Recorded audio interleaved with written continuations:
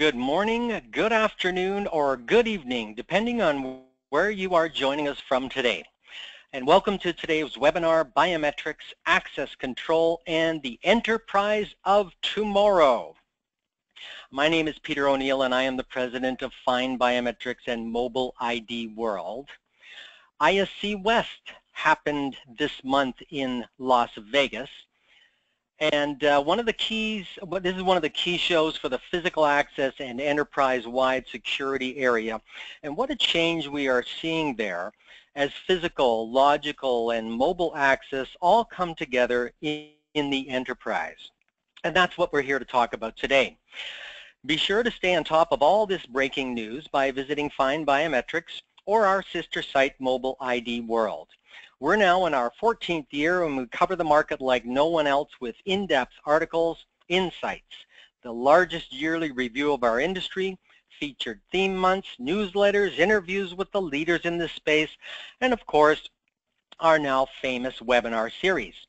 And this month, all month long, we have been focusing on physical access and the enterprise of tomorrow. We have a lot to cover today, so I'm going to jump right in. Please note, to ask a question, just type it into the dialog box in the Go to Control panel on the right side of your screens. And please do this at any time. Don't wait until the end, as this will give us an opportunity to manage your questions, and we'll do our best to answer as many as possible at the end. And given the number of attendees today, there will be many. We have over 200 of your colleagues on this call today. This webinar will last about 40 minutes in total and will be recorded and available at finebiometrics.com. I would now like to take this opportunity to thank our sponsors for their continuing support, BioConnect, ZK Access, and a special thanks to Acuity Market Intelligence. And to start things off on our discussions today, we are very fortunate to have with us none other than the industry's brightest, boldest, and best analyst and consultant, Maxine Most. Max is the principal of Acuity Market Intelligence. And I've known Max well for about 14 years, and she is known for providing original, thought-provoking, accurate, and reliable industry analysis. Basically, Max is the best in the business. Both Max and I speak at or attend most of the biometric conferences held every year around the world. Max will now be providing us with her latest thinking to kick things off. I am so pleased to introduce our presenter today, the mighty Maxine Most.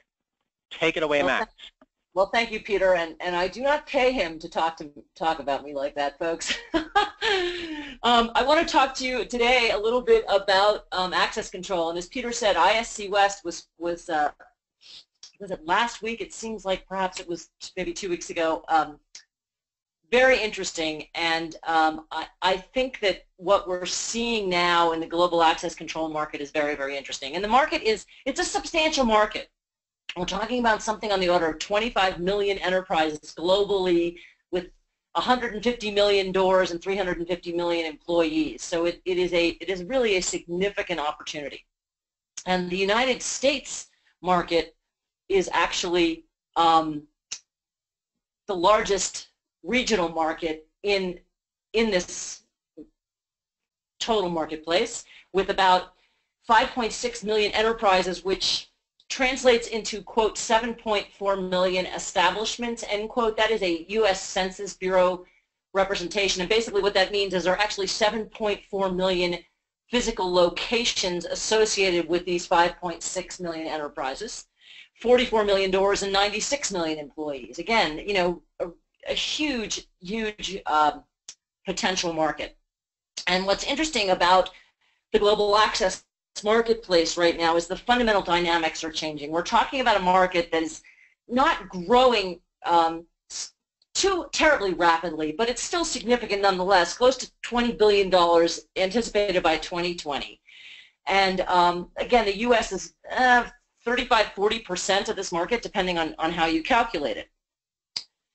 What's interesting is that there's the fundamental dynamics of the global access control market are changing. And we're talking about a market that today has about 655 million cards annually that are associated with it. And the vast majority of these are still dumb cards, about 30% are smart. But what's really interesting is if you look at this ecosystem, the latest survey results indicate that only about 6% of the deployments include biometrics.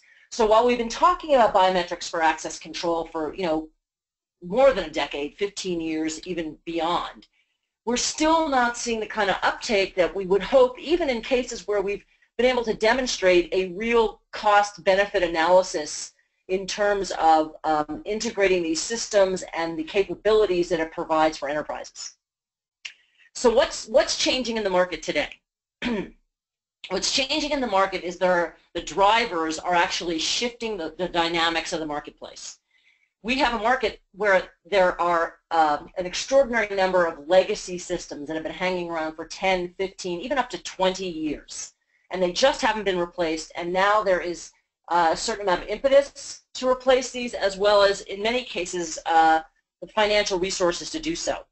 We're seeing a profound shift in the integration of physical access control and logical access control. Again, something that we've been talking about in the biometrics industry for more than a decade, maybe close to 15 years.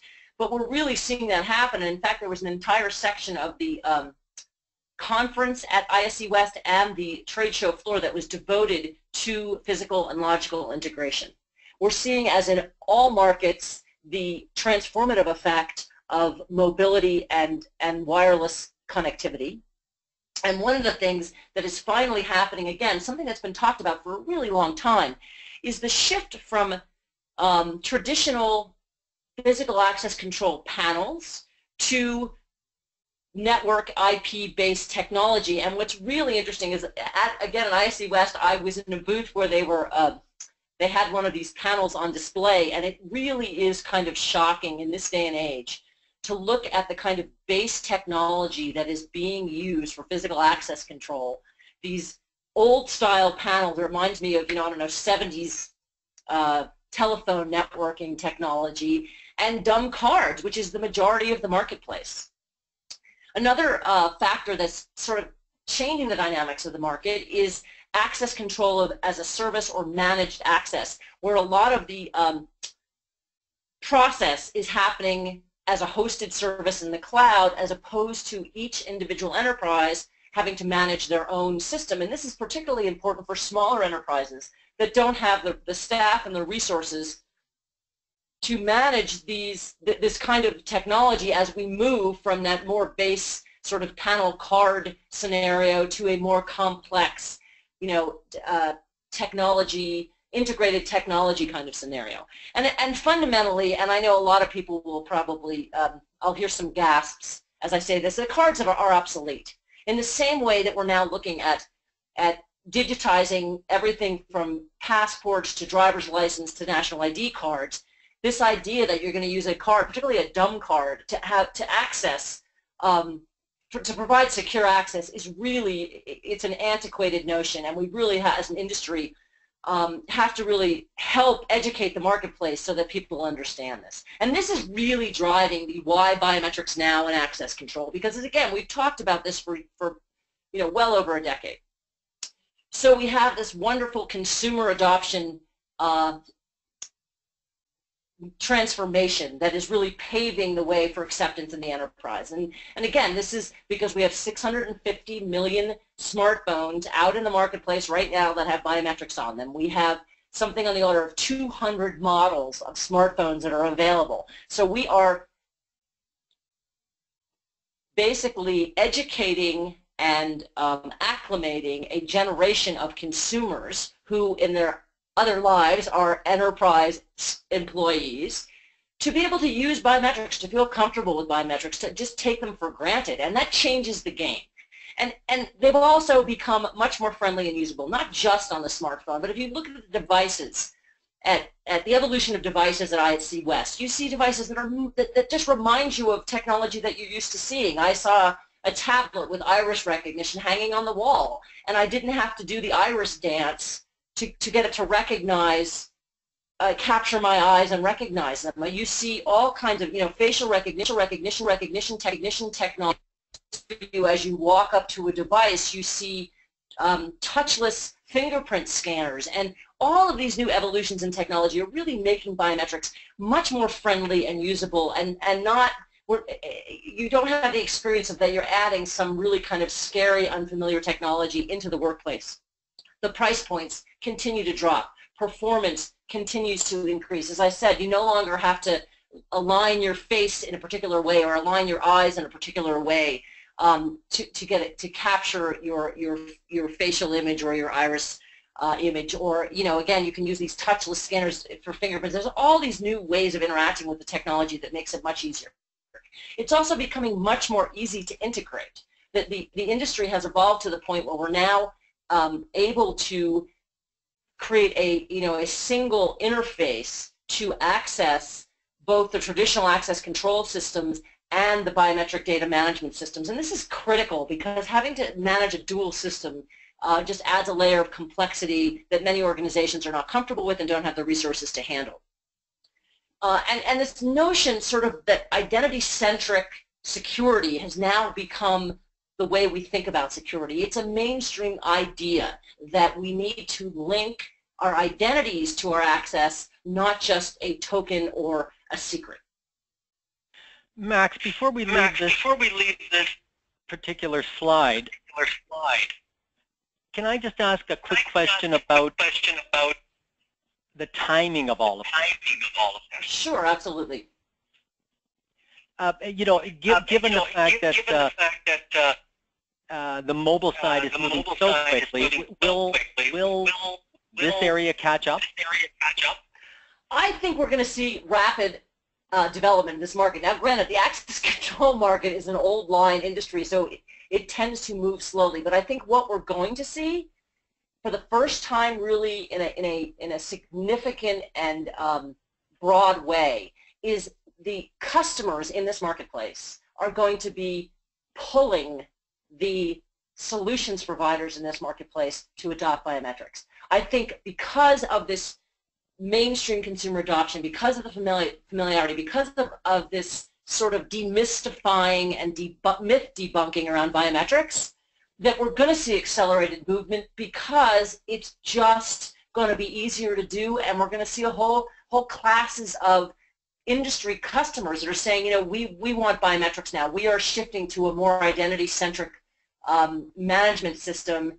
And particularly if they're looking at it on the logical access too, they're going to say, why do I need to have two systems? Why do I have to manage this whole identity problem in two distinct ways? I should be able to allocate access to physical, to facilities, to rooms within facilities, to devices, in the same way that I do to computer networks, to computer systems, and to applications that I'm providing to my, both internally to my employees, but also externally to my partners and my customers. Thanks, Max. So I have to say, this is a concept that I stole from my good friend Rob Douglas, who's going to be answering questions in a few minutes. This notion of approximations of identity, and I do that. I love to appropriate really good ideas from other people. I always try to give them credit, but I do the appropriation. So right now we live in a world where we have all these approximations of identity, and we're using these things for access control. And it's really kind of silly because it doesn't really provide the kind of security. It's sort of a feel-good security as opposed to an actual security, because you don't really know who has these things. And the idea is, if you use biometrics, you incorporate a biometric, you are then linking that access to a unique identity. And what does this look like in the world? Well, what it looked like at ISC West was everybody was talking about virtual credentials. And what they mean is mimicking these physical tokens, if you will, in the mobile device. So that what we see is sort of a mimic, a reflection, even a duplication in some sense of the credentials within the mobile device. But eventually where this is going is that all of these tokens are going to turn into concepts, essentially, that live inside of our digital device, that are truly virtual, and that are access through biometrics, and both using the mobile phone itself as a token, where you're actually using the biometric capture capabilities of that mobile device, or linked into a system where sometimes you actually have to use a reader on the wall to verify the biometrics. So it's going to be a complex ecosystem of how your mobile device, these virtualized tokens, if you will, are connected to the biometrics capabilities of that device as well as external readers. And so what does this really mean for enterprise access control, right? What happens is we add the concept of mobility, right? And so as I said, you're going to have these different mobile devices that are going to be biometrics capable. And, you know, this is true for both physical access and also for logical access, which may be a direct connection. You may be going through a cloud infrastructure to access the logical capabilities of the enterprise. You may be using local authentication or server-based authentication. And in the enterprise, we're also talking about not just readers on the wall that will capture biometrics, right, but access to all of these other devices and physical, I should say, machines or vehicles that are connected through this web that we call the, you know, the Internet of Things. So in other words, we're going to talk about a comprehensive notion of access, both physical and logical, to all of the resources within an enterprise. And what this does is it really dramatically transforms the role of biometrics, because it's not just, you know, okay, can I get into a building, can I access an application on the computer, but all these different devices that in some cases require regulatory management of data in terms of who's logging in or who's accessing these devices. You know, does somebody have the right credential to access the device in terms of it, you know, a certification? So it's a much more complicated web, and this is why I think as these different modes of management of staff and facilities and objects come together, that we're going to have a much more, a much greater need for this kind of identity-centric access, which really links individuals to all of their actions within the enterprise. Well, Max, thank you very much for that overview. Excellent work. Really appreciate your thoughts on all of that. And now I'd like to introduce our other panelists today. Joining us from my hometown, Toronto, Rob Douglas, CEO and founder of BioConnect. And our second panelist is Larry Reed, CEO, ZK Access, who is joining us from his head office in New Jersey. Welcome, gentlemen. And I'm going to jump right into the first question. All over the global biometric industry and in the various verticals, I'm seeing a trend toward multimodal biometric solutions. The idea seems to be that the users and the specific use cases are going to dictate which modality is used. Is this the same in physical access and enterprise markets? What are some of the examples of workplace scenarios that would be best served by a multimodal solution? And Rob, can I ask you to start off on this one, please? Yes, I can, Peter. Good morning, good afternoon, and good evening to those joining. I would just offer a couple of comments. I've only been in this sector, industry for about 14 years, so I'm still learning. But one of the things when I look historically is we've, as manufacturers, we've looked to try to put multimodal into physical devices that get screwed on the walls to get used by people getting access to buildings. And we've been attempting to do that for quite a few years. I think actually the truth is for today out into the future, that's not really the solution for multimodal. That in fact the future is really a view of BYOI, which is the employee who's also a consumer is going to be bringing your own identity, and that the enterprise is going to need to be able to put a platform in place to be able to deal with all of these identities. And those identities could be occurring, as Max was describing, on physical devices that are providing access control to buildings, or IIoT applications, or they could be on mobile devices, and soon to be, they could be on your biometric-based wearables. So two use cases that I would cite just as examples of this future BYOI, or bring your own identity. One is in a data center or co-location facility where the perimeter of the facility may be using one type of biometric in order to get access to the facility, but the customers who are users of, let's say, a co-location facility who are operating in their individual rooms or on their individual racks where they're controlling their own specific data, they may be using a different biometric type, which again could be provided on the physical racks themselves, coming to us through mobile devices or through wearables. So that would be one use case. Another use case could be is a very high volume area where there's a lot of people moving in and out of a facility, where you're using like a passive biometric in order to enter large volumes of people into a facility, like maybe a facial recognition system where the user can just pass through a turnstile and it's doing the verification without the user having to do anything. And then as they're inside the facility, a step-up biometric, where now a different biometric is being used proactively in order to verify identity before they can get granted access to something deeper inside the enterprise or access to logical applications. Well, thanks very much, Rob. Larry, can I get your take on this one? Yeah, sure. You know, as Rob mentioned before, with all these multi-modals, you don't even necessarily have control over what the guests will be using when they access the building. And so that's why it really goes on the integrator. You know, in years past, really when you step backwards for a moment, this is almost like a repeat of the late 1990s and early 2000s when the internet became new. And the people driving those business decisions, they were the end users, but they really lacked knowledge. So they rested on the laurels of the integrators who had the expertise. And unfortunately, in any business application, there's the end user looking to have benefits and cost reductions, but the integrator also is looking at their revenue, their comfort level, and a lot of the times the integrators won't adopt new technology because it requires a new learning curve from their perspective. So a lot of the times the integrators aren't really promoting all this forward-thinking advanced technology unless they're wanting to differentiate themselves. Now, if you look at the global market, in the United States actually, and in Europe, biometrics seems to have slower adoption rates than in other seemingly lesser evolved countries throughout the world. Latin America, Africa, Southeast Asia.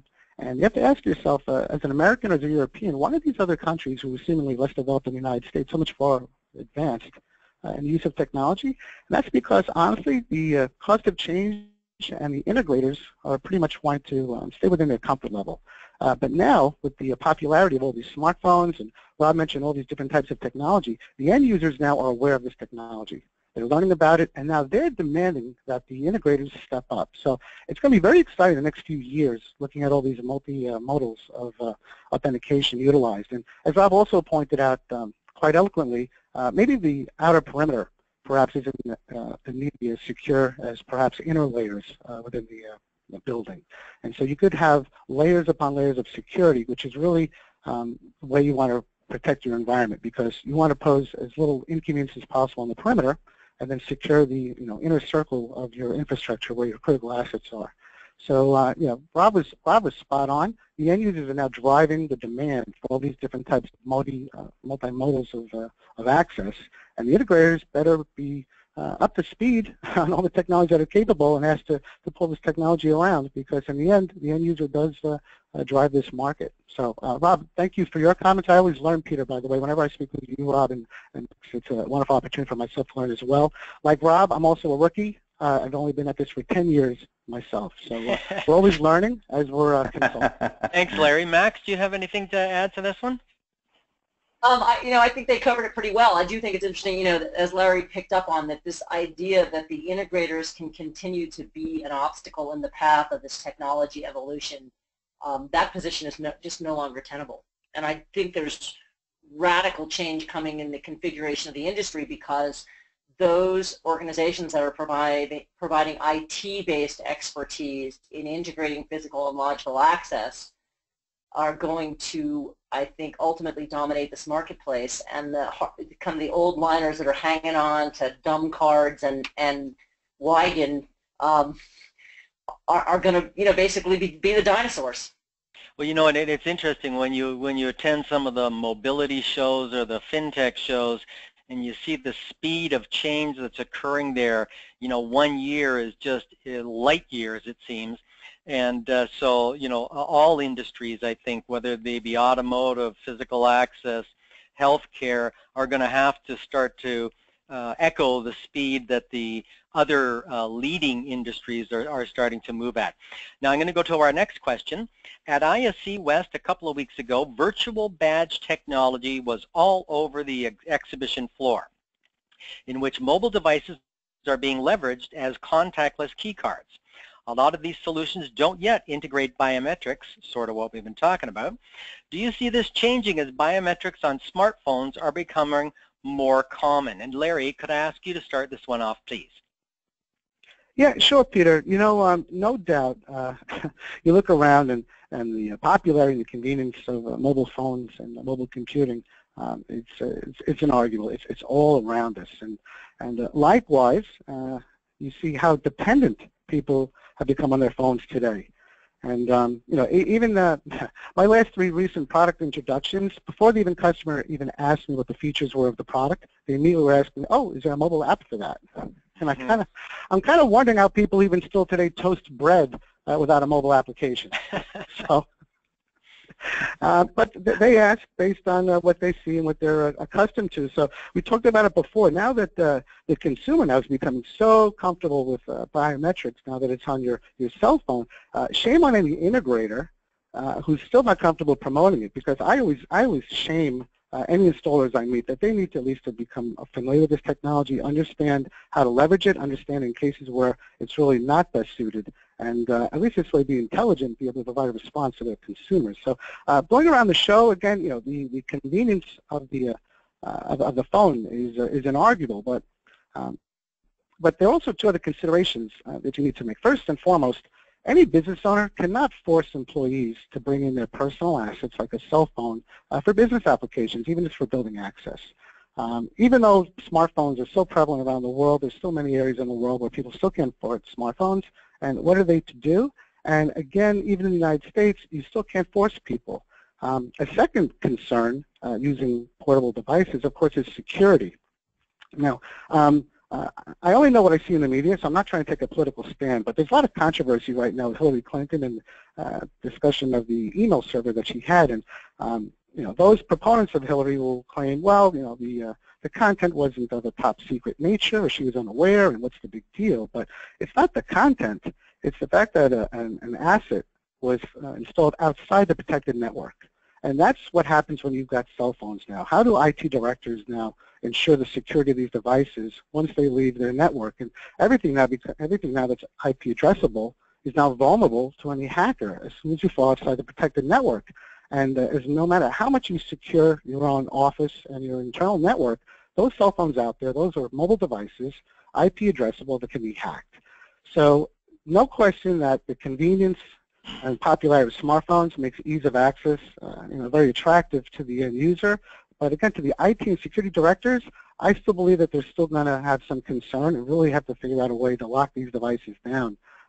So it's always, we all know on the panel, everyone listening, there's always a trade-off between convenience and security. It's really a balance. Thanks, Larry. Okay, and Max, can I ask you to weigh in on this one? Yeah, I mean, I think that the mobilization of credentials is inevitable. And I think it's, as I mentioned, I think it's going to transfer to driver's license, passport, every kind of credential we have. The idea that we're going to carry physical tokens around that have chips in them when we have this, you know, device in our hand, this amazing computing power in our hand, you know, more computing power than was used to send men to the moon in 1969, is ridiculous. And I to Larry's point, there are many obstacles that will have to be overcome, not just in terms of, you know, how does the enterprise manage this, but, you know, how do we secure multiple credentials within a single mobile device, you know, that have multiple secure features, and, you know, how do you create an environment in that mobile device to do that? But I'm a firm believer that those kind of technologies. Max, can I interrupt for a second? Do you remember Dr. John Halamka from the Harvard Medical School talking about this about 4 years ago when he had a gathering in Tampa there, he was talking about this exact thing. I think his quote was, "I've got 5,000 mobile devices and I don't control a single one of them." Right. Yeah. So it's not a trivial problem to solve, but it's a problem we're going to have to solve because it's inevitable. Right? It's just inevitable. And so the question is, how does that happen, and what is the path to that transformation? But I think the transformation is inevitable, and I think we'll see it in fits and starts and little bits and pieces over the next few years. Rob? Hey, Peter. Yep. I may be hijacking this question, but I actually would like to comment to this, if that'd be all right. Your turn. Is that Larry made a comment that I just want to build on, actually, is that so this idea of virtualized credentials on your mobile phone makes enormous sense, right? I mean, the mobile phone's like the black hole of everything. Everything, all applications are finding their way onto smartphones. But one of the biggest inhibitors actually is the delivery mechanism of these systems, which right now the virtual credentials on mobile phones, the amount of sales volume coming for them is actually relatively small. It seems to make enormous sense, and yet the volume is small. And part of the reason is it's the systems integrators themselves. So the systems integration, so there's about 165,000 systems integration firms, security firms across the U.S., and a huge percentage of them are very comfortable with, traditional solutions to access control for the enterprise. So a solution like this is met with a great deal of skepticism. And I'll give you a live example of this. Last week when I was in the ISC event, I was actually talking to a systems integrator who was commenting about, I'm really not sure whether I want to get into biometrics and whether this is really useful. And then we started talking about a mobile credential. He said, I'm not so sure there's really going to be a good market for this. I don't know if it's secure and so on. And when we finished the conversation, I said, oh, could I have your badge now? I'd like to scan you in our booth. And what did I pull out?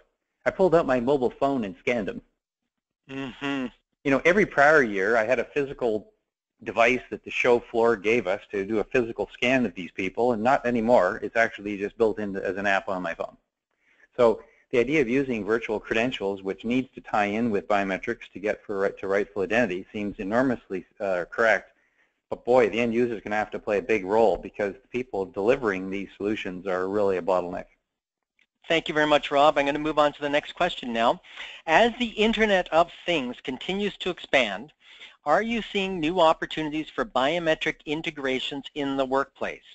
What are some of the more innovative ways biometrics are being leveraged in the enterprise now that everything is connected? And Max, you started to reference some of this in your presentation. Could I ask you to start off on this one, please? Sure.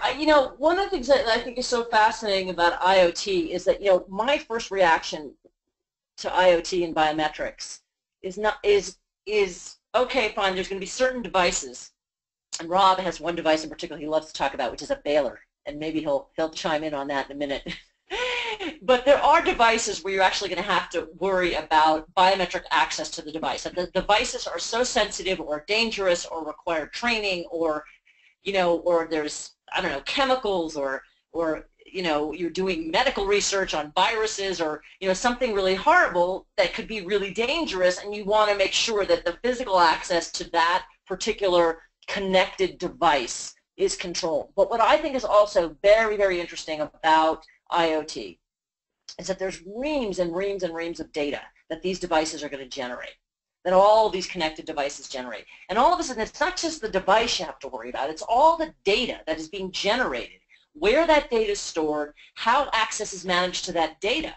And for individuals, or in the case of an enterprise, that could be very critical data to the functioning of the enterprise. It could be critical intellectual property.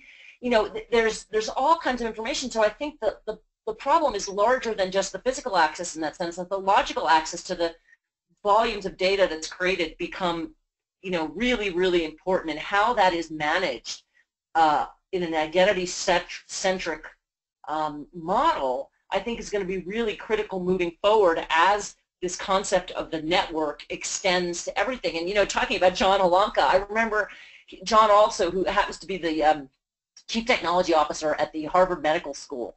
And he was talking about, a device that they had, which is some kind of a scanning X-ray device. which, you know, you think about it, it's like a toaster, right? It's a device that exists inside this facility and it does something specific. But when the technician came to update the device, he had to connect it to the network to add software to it. And when the technician forgot to disconnect from the network, all of a sudden, all the data that device had been generating, personal information about patients, all of their health data, was exposed to anybody. And this, I think, is the kind of thing that we're really going to have to think about, you know, going forward with IoT. Thanks. Rob, can I ask you to weigh in on this, please? Sure. So I would call it the IIoT, which is the Industrial Internet of Things. And there's a lot of activity around this. I think the commercialization of this sort of market segment has still yet to you know, fully flesh itself out. But I'll give you a couple of use cases. Is that wherever a dumb piece of hardware needs identity, that's where everybody on this phone you know, has a role to play. And I'll give you two use cases. So one use case is an EMS vehicle. So what's inside of an EMS vehicle? Well, they have like safes that are protecting narcotics. So if a patient who's being rushed to the hospital needs access to those narcotics, there has to be authorized access to that safe in that EMS vehicle.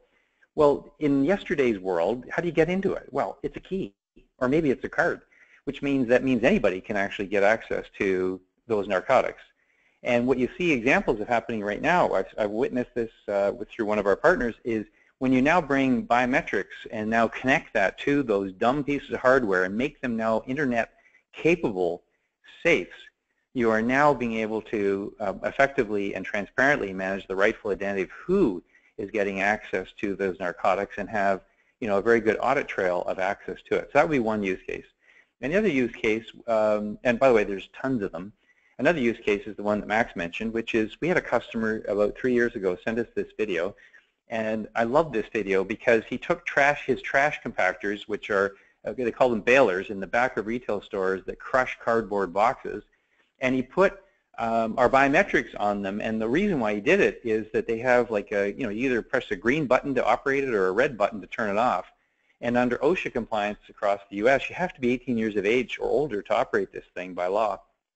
And he put a biometric onto this baler for the purpose of verification of rightful identity before they were able to operate it. And the reason why that's the case is these particular items are statistically more likely to kill you and crush you than they are to dismember you. So it's a fairly significant, you know, health and safety issue, which is why OSHA puts you know, a hard line on this. So those would be probably two examples of many, many examples as, you know, dumb pieces of hardware now join the internet, and then we as an industry can play a role in bringing identity to that internet-based hardware. Thank you very much, Larry.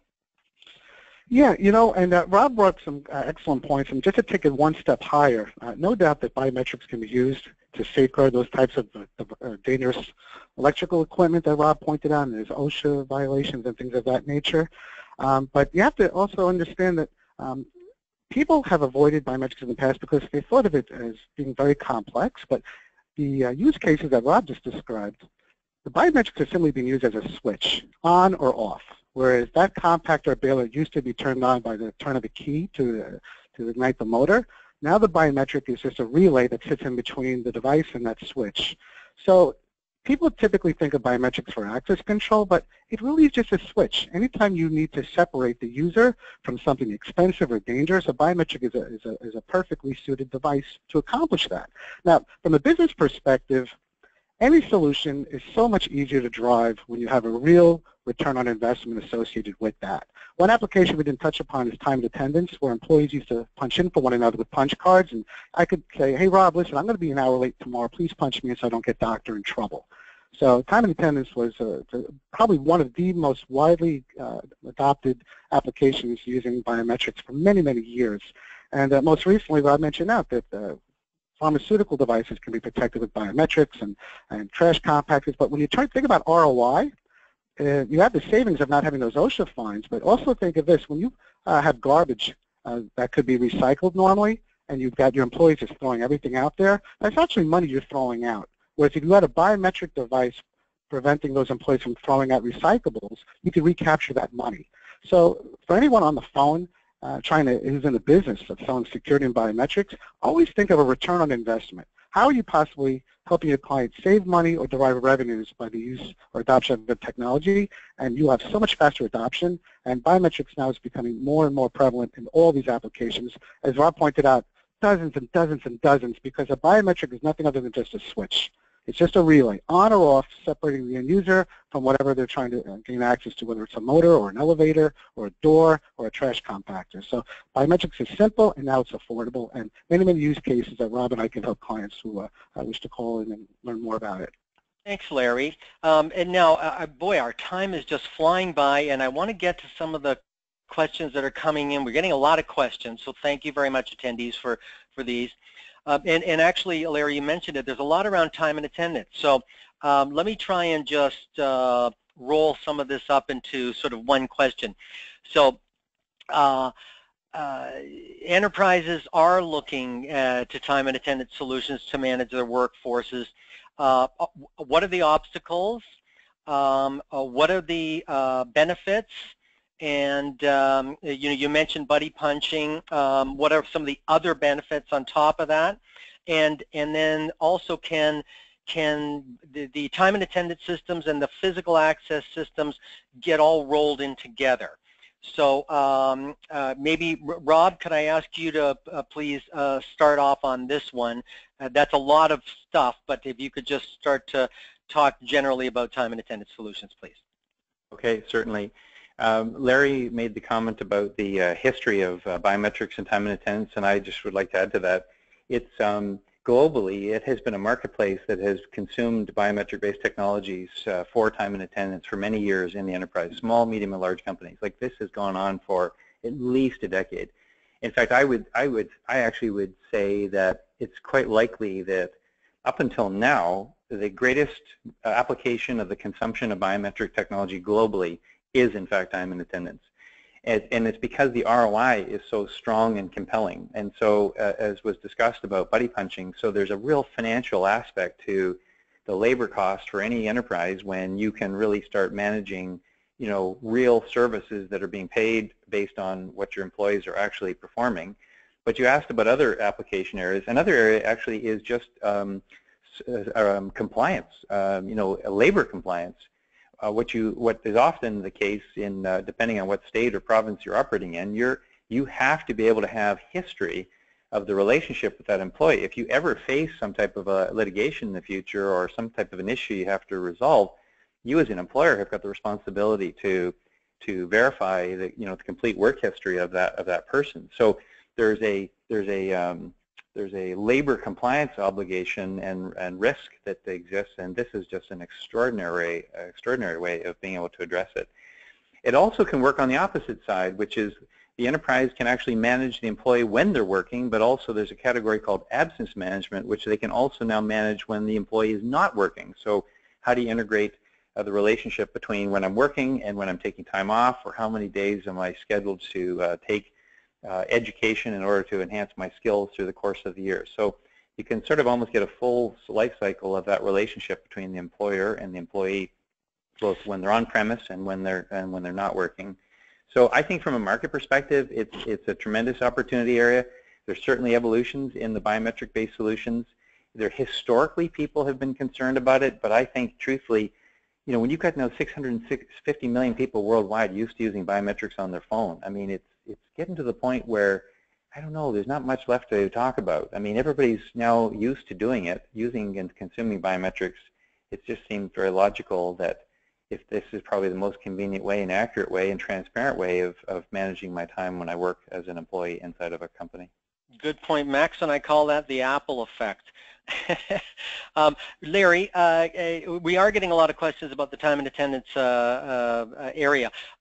So just to follow up on Rob's final comment there, do you find, there have been instances, few, but where workers protest against biometrics. Is that still happening? I don't think as much anymore. Are they controversial, or is it starting to move forward? And do you undertake education when you're putting these solutions into the market? Could you just talk a little bit about that, please? Sure. Well, you know, Peter, as Rob pointed out, the number one use of biometrics, because there's been such a strong ROI, is time and attendance. So no doubt employers recognize this and attempt adopting this. And then inevitably, there will be a very small minority of people that protest. And I'm not a Sigmund Freud, but after I just turned 50 just a few months ago, I noticed that people who don't tend to trust others is normally because they themselves know that they are not to be trusted. And people who push back on biometrics typically have a personal agenda. If it's an integrator, it's because, frankly, they're not comfortable with the technology, they have to learn something new, and they're very, very comfortable resting on their laurels. And in the event of an employee, they simply don't want the employer knowing that they're late to work. Now, I've been a great employee my whole life. I smile in front of security cameras throughout my office because I maintain hours and I'm very productive. So I think employers now at this point are learning that don't pay so much attention to the squeaky wheel, because the vast majority of us want our coworkers to be held accountable. If I'm coming in on time every day and leaving on time every day, and there's one or two people who cheat, that's very disturbing to myself, and it could affect my morale and lower my productivity. But once all the employees, and typically most employees are very hardworking people loyal to their employer, once they see that those other cheaters are now held accountable, it actually boosts morale. Well, you know what else, Larry? There, you know, like yeah. When I give a talk now, I always ask how many people have a biometric identifier on their phone.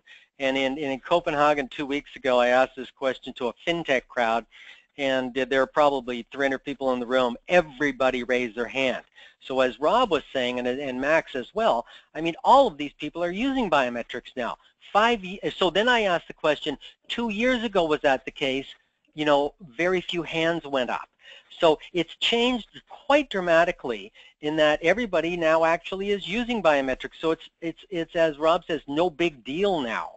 So I think that's also coming into the marketplace as well. Okay, so you know, we have a lot of questions. Sorry, Max, did you have one final thing to say? One thing that you said before was this, and you talked about it again, reference again, this idea that the fintech, they're moving so fast, right? Yep. When you're talking about really software systems, right? And the ability to be flexible and responsive is much, much quicker. When you're talking about physical infrastructure, I think it's always much more complex to update the physical infrastructure. So I think that's part of the reason we've seen this lag. But I think, as Larry said, the customers are just demanding this now. I mean, it's going to change the dynamics completely. Okay, well, thank you all for your comments. I would like to thank our sponsors again, BioConnect, ZK Access for the continuing support, and especially to you, Max, for again your expert analysis.